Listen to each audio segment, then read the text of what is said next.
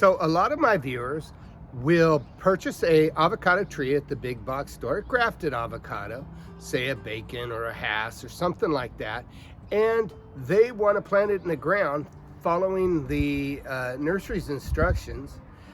Plant it directly in the ground, water it as explained in the instructions, and it won't take long, but the darn thing dies.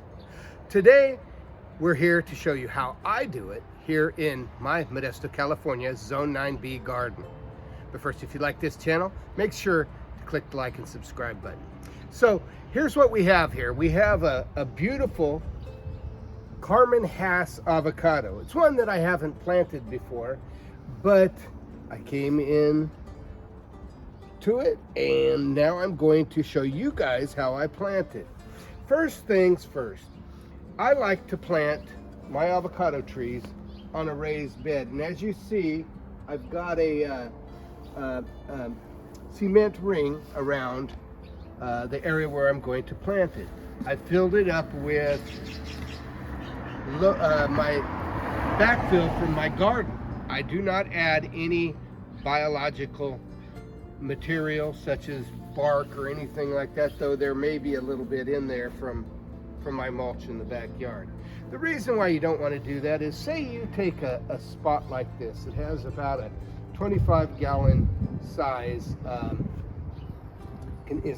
contains about 25 gallons above ground of soil, and you were to put 50% of that as a organic material like bark or something, that bark will rot, and eventually you only have a tiny bit of soil left after a couple of years. So you want to put all of your soil, your backfill, something locally, something in your own garden.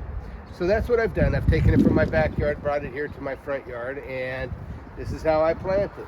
So as you can see though, I have, pardon the street noise, we live on a small street, but a lot of cars driving by. So we're gonna, already got the soil in there, but I'm gonna add a few things. Now, these are not particularly organic things such as bark or branches or something.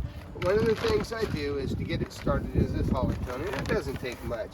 I love this stuff. And I sprinkle a little bit in there, and I'll mix it up a bit just so that it. Now I will dig the hole so that it's just barely above the my lawn's or my ground surface. So you want the water to be able to drain through your new root ball. Another thing I like to do is I'll put soil sulfur. Our soil's a little high on the pH, so I'll put a little bit of soil sulfur. Some people will put gypsum in there, and that's fine because that contains, I believe that's derived from sulfur, but I may be wrong on that. But you can use gypsum. So I'll put, about 2 tablespoons or so, just to build up a little bit of sulfur in the soil. And again, I'll bring the layer just above the surrounding ground, because you want water to run through this root ball and into the ground. You don't want the root ball to be sitting at the ground level, because that's when you can get root rot. Now I recently up-potted this plant, so it may fall apart. Hopefully not. Nope, it's doing pretty good. Wow, that's pretty good. Look at those roots. That's what you want to see in a potted plant. All those nice, beautiful yellow roots. And we're going to put this in here.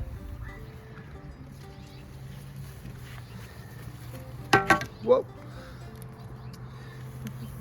So there we go. Let me bring this up. I'm going to bring the level up just a smidge more. So I want it up higher than the surrounding ground. There we go. But I also want a little space on the top so that I can put some mulch. Let me center this just a smidge and bit. There we go. And you notice I don't put any other organic material. Everybody's instructions tell you to put organic material in there. I put my organic material on the top surface. we don't quite have enough soil, we will. Okay, so I don't quite have enough soil back already inserted into the raised bed, so I'm going to bring some more from the backyard. And this has a tiny bit of organic material in it from composting, but that'll be fine. It's mainly on the top. It's really important to get that composted material and stuff on, and mulch on the top. It brings up the worms, and by nature, avocados being a rainforest tree has a lot of organic material falling on the top.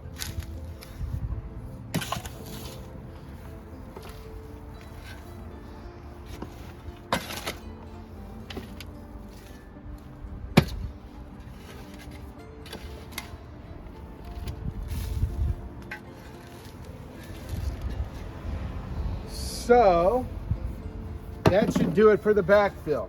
Now, I like to use a little bit of real bark,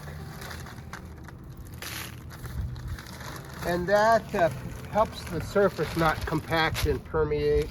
Also, it helps feed the mycorrhizal system in the soil. At least that's what I'm told. If anybody has any other opinions about that, leave it in the comment section below. There we go. And this keeps the soil cool and aerable. Now, the other thing I like to do, this is prunings from an avocado tree that I tore down here last year and this year while I was grafting. This is avocado branches. I like rough avocado branches. I don't like to chop them fine like with a leaf mulcher or anything like that. So like that.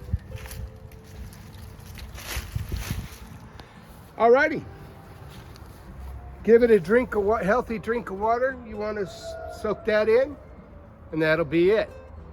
My name is Jeff. If you like this channel, click that like and subscribe button. Don't forget to hit the notification bell. Comments and questions, leave them in the comment section below. You have a wonderful day.